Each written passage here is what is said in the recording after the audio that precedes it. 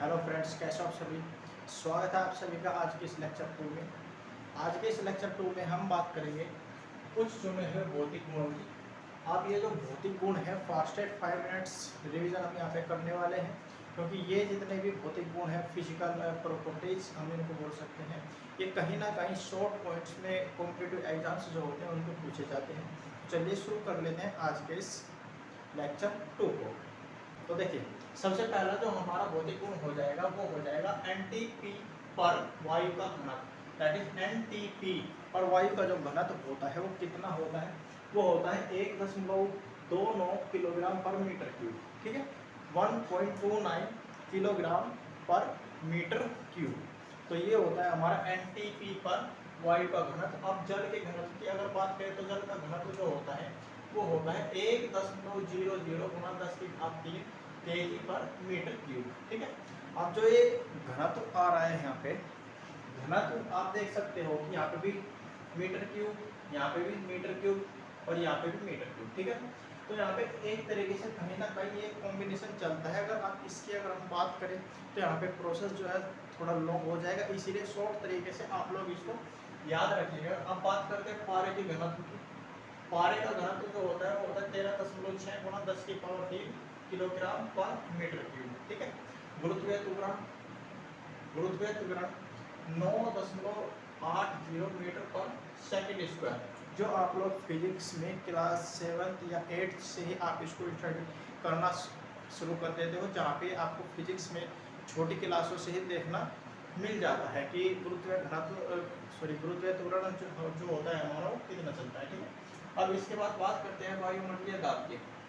वायुमंडलीय दाब जो होता है वो होता है 1.01 गुणा 10⁵ न्यूटन पर मीटर स्क्वायर। ये होता है हमारा वायुमंडलीय दाब। क्योंकि कभी कभी 1 या 2 नंबर में पूछ लिया जाता है शॉर्ट एग्जाम्स में भी कि भाई जो हमारा वायुमंडलीय दाब होता है वो कितना होता है। ठीक है, तो वायुमंडलीय दाब की अगर बात करें तो ये हो जाता है 1.01 गुणा 10⁵ न्यूटन पर मीटर स्क्वायर। अब बात करते हैं बर्फ की जो गुप्त ऊष्मा होती है। ठीक है, बर्फ की जो गुप्त ऊष्मा होती है, देखिए अब अगर बात करें इसकी मात्रा की के जो ऊष्मा होती है दैट इज बर्फ की गुप्त ऊष्मा की अगर मात्रक बात करें कि मात्रक क्या चलता है, तो यहाँ पे जो ऊष्मा है, जो ये ऊष्मा है, ऊष्मा से अगर बात करें, ऊष्मा से जैसे ही देखते पता चलता है कि हमारा जो ऊष्मा का मात्रक होता है वो किसमें चलता है, कैलोरी में। ठीक है, कैलोरी में हमारा चलता है। उसके बाद हम इसको कन्वर्ट करते हैं किलो कैलोरी पर किलोग्राम या फिर जूल पर किलोग्राम। ठीक है, अब बर्फ की गुप्त ऊष्मा की अगर हम बात करें तो वो होता है 80 कैलोरी पर ग्राम। दैट इज 80 कैलोरी पर ग्राम इक्वल्स टू 80 किलो कैलोरी की अगर बात करें तो ये हो जाएगा किलो कैलोरी पर किलोग्राम। ठीक है, अब अगर जूल की बात करें, जूल में इसको बदलना हो तो 3.34 गुणा 10⁵ जूल पर किलोग्राम ये बर्फ की गुप्त ऊष्मा चलती है।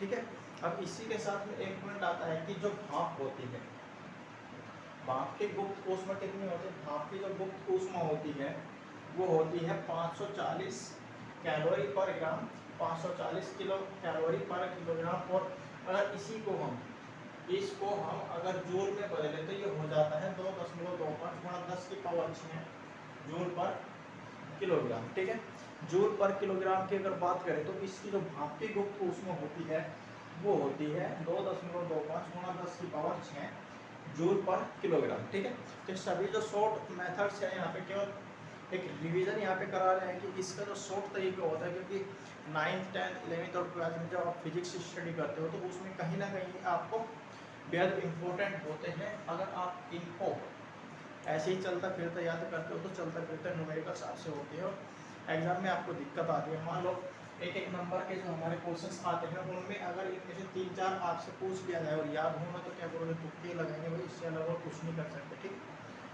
तो जो हमारी भाप की गुप्त ऊष्मा होती है वो जो होती है 540 किलो कैलोरी पर किलोग्राम और 2.25 गुणा 10⁻6 जूल पर किलोग्राम। अब इसके बाद अगर बात करें हम पृथ्वी का जो द्रव्यमान होता है, मास ऑफ अर्थ। ठीक है, पृथ्वी का जो द्रव्यमान होता है एम से हम इसको रिप्रेजेंट करते हैं द्रव्यमान को, तो ये चलता है 5.98 गुणा 10⁻24 किलोग्राम। ठीक है, ये होता है इसका पृथ्वी का द्रव्यमान। अब इसको आप रट्टा मारिए या फिर 4 से 5 बार आप इसको लिख कर देख लीजिए, आसानी से याद हो जाए। कोई इसमें इतना हार्ड टॉपिक नहीं है, कोई इतना हार्ड इसमें सिस्टम नहीं है, केवल नंबर से इनको एक जिसको हम बोल सकते हैं कि भाई एक सिस्टमेटिक ऑर्डर में याद करना है। तो सिस्टमेटिक ऑर्डर में याद करने सबसे अच्छा तरीका है इसको जितनी बार आप लिखोगे, जितनी बार इसको रेटिंग करोगे, उतना ही ये आपको अच्छे से क्लियर होता रहे। अब इसके बाद हम बात करते हैं पृथ्वी की जो औसत त्रिज्या होती है। पृथ्वी की औसत त्रिज्या कितनी होती है? ये होती है 6.37 गुणा 10⁻6 मीटर।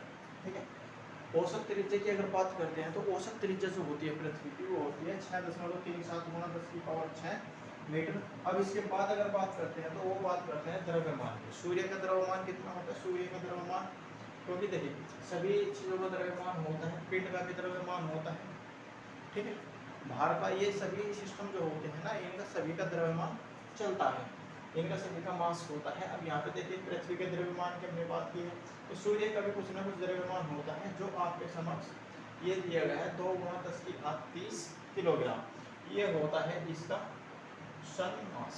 ठीक है, सूर्य का द्रव्यमान। तो इस तरीके से हम इन छोटे छोटे पॉइंट्स को जो हम आपके लिए ढूंढ कर लाते हैं कि भाई फिजिक्स में इम्पोर्टेंट एंड बेसिक पॉइंट्स क्या होते हैं, वो सभी ये सिस्टम में चलते हैं। ये कहीं ना कहीं आपको जो न्यूमेरिकल्स होते हैं फिजिक्स के, वे भी सोल्व करने में बेहद ज़्यादा हेल्प करते हैं। क्योंकि देखिए 5 मिनट फास्टेड रिवीजन में तो इतना ही चलता है, शॉर्ट पॉइंट्स केवल हम तैयार कराते हैं, जिससे कि आप जब इसका टॉपिक चलता है किसी भी चीज़ का तो उसमें आप विस्तार से इनको स्टडी करते हैं। ये केवल आपका बेस मजबूत करने के लिए यहाँ पे लिया गया है पार्ट। ठीक है, तो ये था आज का हमारा लेक्चर 2, जिसमें हमने बात की है कुछ चुने हुए भौतिक गुणों के बारे में। तो डियर स्टूडेंट्स, आज के इस लेक्चर 2 में बस इतने ही, मिलते हैं फिर किसी नए लेक्चर में। तब तक के लिए नमस्कार।